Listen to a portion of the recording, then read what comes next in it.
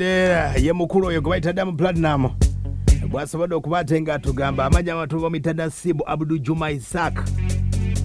ye mukulu Diamond Platinum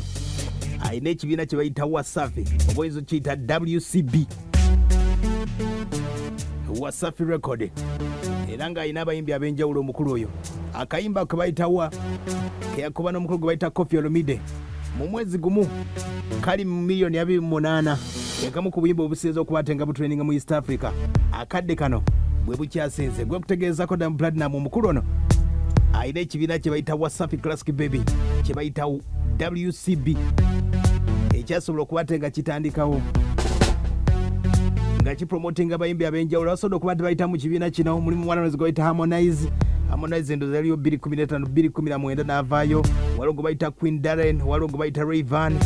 Rava yayingira 2017 Mbosso ne Zuchu basobola okuba tebakitambuza mpolampola kati agaliwo okuvaako saidi ze Tanzania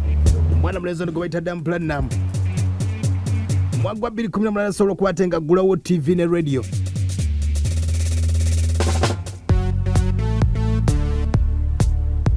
kati nga tuyingira omwaka lwabadde nga lumu January omukulu yasobola okubatenga tekka ekivulu kye bayita Wasafi Festival babadde bakituumye bakita tumewasha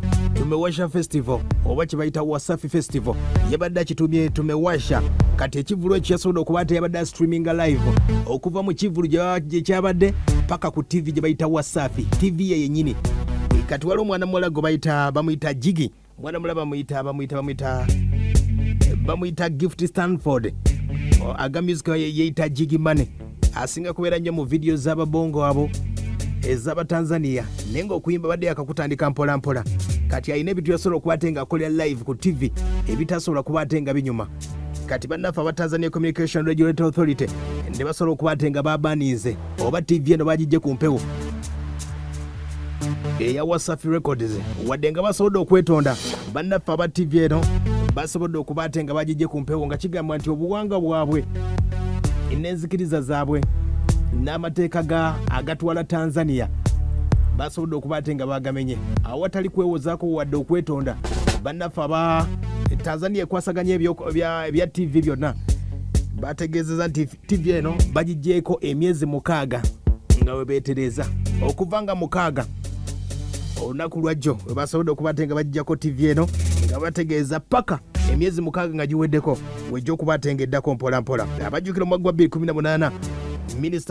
minisita yali westside ze Zanzibar bamuta Rashid Ali Juma yasobola okubatenga gulawo TV eno yali ina kupromotinga abayimbi ab'enjawulo era esobodde okubatenga promoting abayimbi ab'enjawulo okuvaako Tanzania n'ebitundu eby'enjawulo era ze zimu ku TV ezibadde zisinga side ze Tanzania eyo mpolampola olw'embeera Diamond Platinum Tanzania avuga nnyo ate nga omukyalo ono ye bamufayiniza bamugamba ne bamufayininga asasule fayini ya mitwalo 5 egy'e Tanzania ye mukulu omukyalo oyo abajjukira obulungi nga tuli mu COVID September 22 radio ye gye bayita Wasafi Radio basobola okubatenga ne bagijjawo ku mpewo ennaku 7 nga kigamba waliwo program nga 2 waliwo gye bayita Switch ne gye bayita Mashamushama waliwo program ezo zasobola okubatenga zivumirira abantu ab'enjawulo Tanzania ne basobola okubatenga bazijja ku mpewo sikyesokedde ddala omukulu Diamond Platinum okubatenga abaningibwa basooka okubatenga baninga mwezi gwa 2018 n'abajjukira olulimi lwe bayita Mwanza lwesobola okubatenga kuba ne Rayvan basobola okubatenga bagamba nti oluyimba olwo lwalimu ebitagenda nazikiriza oba kalicha eyabannaffe aba Tanzania omukulu oyo kati embeera nga yasobodde okubatenga etambula okuvaako Tanzania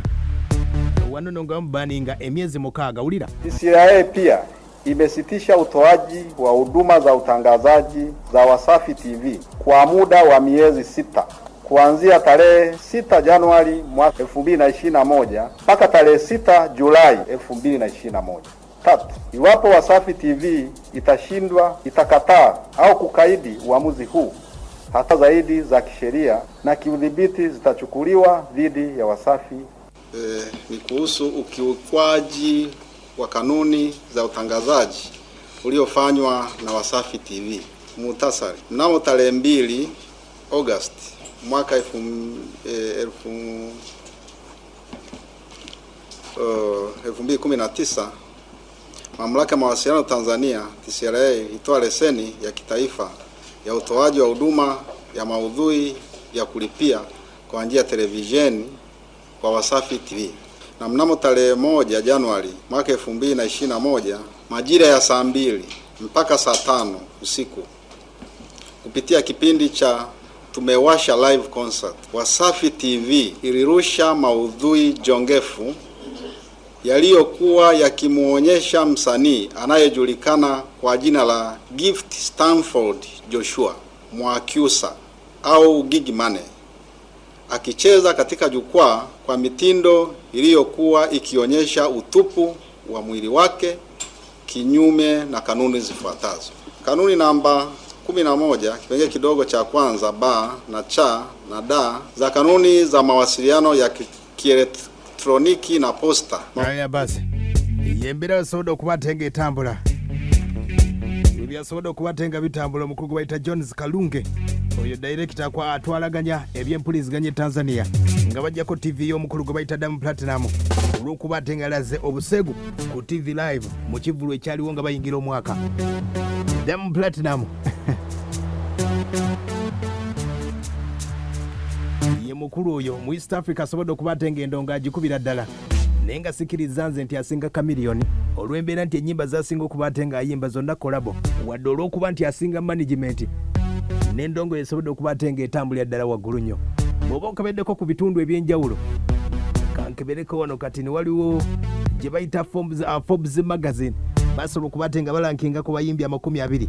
abasinga kasente mu Africa. Mulimu gwe bayita Yoswa okuva Senegal ali $1,500,000 eza dola. Akwata ekyo kilomita Econ, akwata ekyo kilomita Black Coffee ava South Africa, akwata ekyo kilomita Don Jay-Z, Don Jazzy, akwata ekyo kutandi Wizkid, namba Mukaaga Rude Boy, akwata ekyo 16 omita Jose Chameleone, namba 2 Diamond Platinum. Obiwulidde ebyo? Emikutu egyenjawulo girankinga mpola mpola.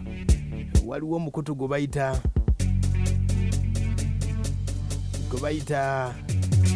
baguyita Victor Matara guva side ze Kenya. Bwalankinga abayimbi omwaka oguwedde ne gutegeeza bayimbi 10 East Africa abasinga balankinga nti Chameleone yasinga mu East Africa alina kasente. Owokubiri Diamond Platinum ne bategeeza owokusatu omita Jagwa akwata ekyokunaba mita Akotha, akwata ekyokutano Bobby Wine, akwata ekyomukaaga mita Professor J, akwata ekyomusamba mita Likiba, akwata ekyomulala mita Sauti Solo, akwata ekyomwenda Bebe Cool, ekyokumi Ragadi. Byebimu ku ebyo biri ku mikutu naawe osobola okubatenga okola okunoonyereza okwenjawulo. Byebimu ku ebyo bisobodde okubatenga bitambula okuvaako side ze Tanzania. Ayinawo n'akayimba akapya